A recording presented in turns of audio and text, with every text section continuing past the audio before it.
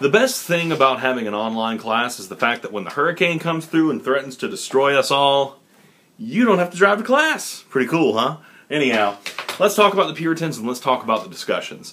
I'm pretty pleased with the discussions so far. I don't think I've gotten everyone who posted this week because I'm pretty sure there's a few people who are posting today, which is Thursday. I'll try to get in there and look again next week to dole out points based on the first grade, which pretty much as long as you've been in the main discussion forum, I'm going to give you the credit for it on the first leg. Most of the discussions look pretty good. They're pretty substantive. We're talking full paragraphs. That's what I want. A few of you have given me a single sentence. That's not going to work going forward. If we move forward and I give you a discussion question and I only see a single sentence, that's going to cause problems for you. All right? I'm not going to give credit for that. So you've got to get in and you got to write more. If you're having trouble figuring out long and substantive ways of responding to the discussion questions, contact me. I will help you. I'm trying to be really good about my emails. You guys are emailing me at my school account, which makes it really easy because I can just fire those back at you really quick without having to go on Blackboard and all that crap. So, yeah, email me, call me. I'm here. I want to help you out. Anyhow, let's talk about these dang Puritans, right? So, the discussion question is, what was the difference between Puritans and modern Christians? That's a tough question. And, you know, it's funny because this is a literature class, right? Why are we doing so much with all this religious mumbo-jumbo?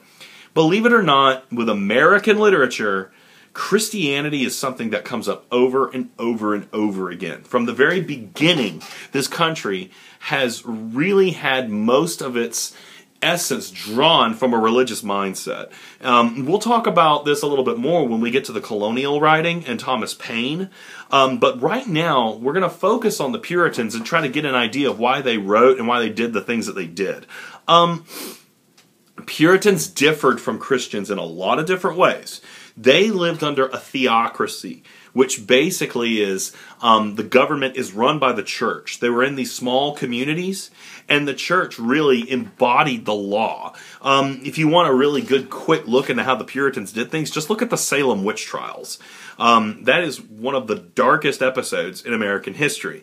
A lot of people were killed. A lot of people were jailed, forced into false confessions, and that stuff got way out of hand. The Founding Fathers had a lot of kind of fear of the theocracy for this reason. Because when you run off of a theocracy, when religion is in charge of everything, it can sometimes lose its mind. Now, the Puritans themselves, let's actually talk about their theology. And again, you're going to notice that most of my discussion of this topic is coming from a historical viewpoint. Again, that's just kind of how I was trained. I normally look at literature from a historical viewpoint, but the Puritans themselves, they believed a lot of the similar stuff that Christians do. The death of Christ paid for the sins of man. Your salvation and your ability to come into the presence of the Lord in heaven is granted by the death of Christ, right? They believed the Bible literally. Every word of it was true. There was no doubts. Now, one of the big things that divided the Puritans from most Christian religions today, and this is a really important point. This is one of those things that might come up on a quiz later. The Puritans believed in predestination. Predestination is a real headache of a concept. It's hard to wrap your head around it, but this is part of the reason why the Puritans had this kind of strange paranoid conception of God in their lives. Predestination basically said that before you were born, God knew who was going to go to heaven and who was going to go to hell. There is a predestined select group, not just in the world, but within Christendom itself, who were selected to be the saved, to be the chosen ones. And unless you were a member of that predestined, selected elite group, you weren't going. And the Puritans broke away from the Catholic Church. And for the Puritans at this point, The Catholic Church represented a lot of very, very bad things. They felt that the Catholics had become apostates. You're going to see a lot of aggressive anti-Catholicism when you read Puritan literature and you read literature from this era. And you've probably heard stuff like this before. A lot of people in the Puritan era thought the Pope was the Antichrist. There's a lot of different antichrists when you look at history and you look at literature. There's just a whole cavalcade of antichrists all over the place. So one of the reasons that they had this paranoia about their identity in the community and in the kingdom of God is because you were supposed to be able to tell who was predestined, who acted in concordance with the Lord, who acted the part. And so, because of this infection of predestination, infection's kind of bad, but it did end up contributing to some really, really tough things in their society. Predestination made it to where they were always kind of looking within and checking to see if their thoughts had betrayed core doctrines or if they had given into sin more than their love for God, and if they were truly forgiven. The Puritans, man, they would wear hair shirts. It's like a shirt, a normal shirt, but the inside of it, rather than being comfy cloth, it's coarse animal hair. And they wore those as penance for bad things that they had done. They were constantly whipping themselves. There was a lot of examples of this because of the guilt and the fear that they did not belong to the predestined group.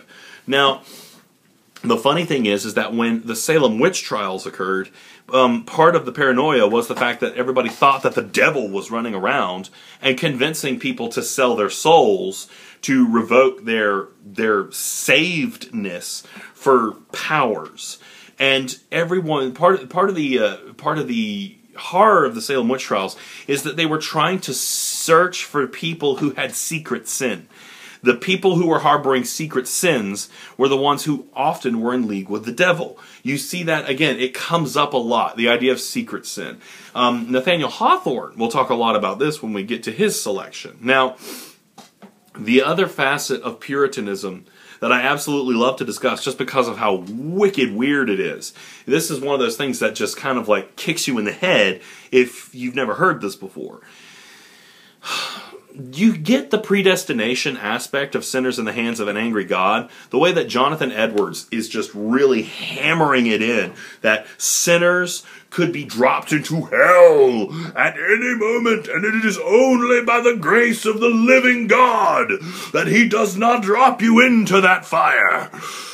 Oh, man, I should have been a preacher, man. That's that paranoia that's coming in and making them feel that God is not necessarily a being of mercy and salvation. Instead, He becomes a constant threat that at any moment He loses His patience with you, you're dead, you're in hell. It's a very unsettling thing. Like, most of the time when we think of Christian churches today, Christian churches are places you go of salvation and worship, but oftentimes these fire and brimstone sermons, like Sinners in the Hands, became ancient versions of horror films. Now, you can kind of look at this and start to wonder, what were they getting out of that? Are they just getting religious reinforcement for their beliefs, or is there something else? It's like they were attending a horror movie every Sunday. You know, you got the thrills, you got the spills, you got this sense that the world is a strange and threatening and dangerous place. And it's tantalizing in a lot of ways. Even though this is religious writing, we can look at it from a literary context, because often these poems and these sermons are meant to excite so much emotion with you. Let me make a quick comment on Day of Doom. Did anyone catch what Day of Doom was saying, that section that I gave you? I don't think anyone did, because if you catch what Day of Doom is doing, you have to discuss it. It hits you in the head with a baseball bat. Day of Doom is a reading or a vision of the end times. Christ comes and the people are judged, right? Now, the section I give you is a part of a subsection where all the different sinners are brought to the throne of the Lord and they are judged. Each of the sinners gets to make a legalistic case of why they should not be condemned to hell. And it's fascinating to read because you got like people who were pagans and didn't know about Jesus, people who were there's all sorts of different classes of sinner here, and they make a legalistic argument. You got I think thieves and the lazy and the people who are only half-hearted Christians. But the section I had you read specifically dealt with the reprobate infants. Let that kind of bubble in your head for a minute. Reprobate infants. I'm just imagining a whole bunch of infants hanging out at the gas station, smoking Black and Milds with like switchblades, like, yeah, these punk kid infants with mohawks and leather vests. Like, yeah, let's go to Johnny's party later. Let's get high. I enjoy these lectures too much. Anyhow, reprobate infants is exactly what you think it is. They're infants that died in childbirth or before they were born. According to Wigglesworth, and according to a lot of puritanical doctrine, they never accepted Jesus.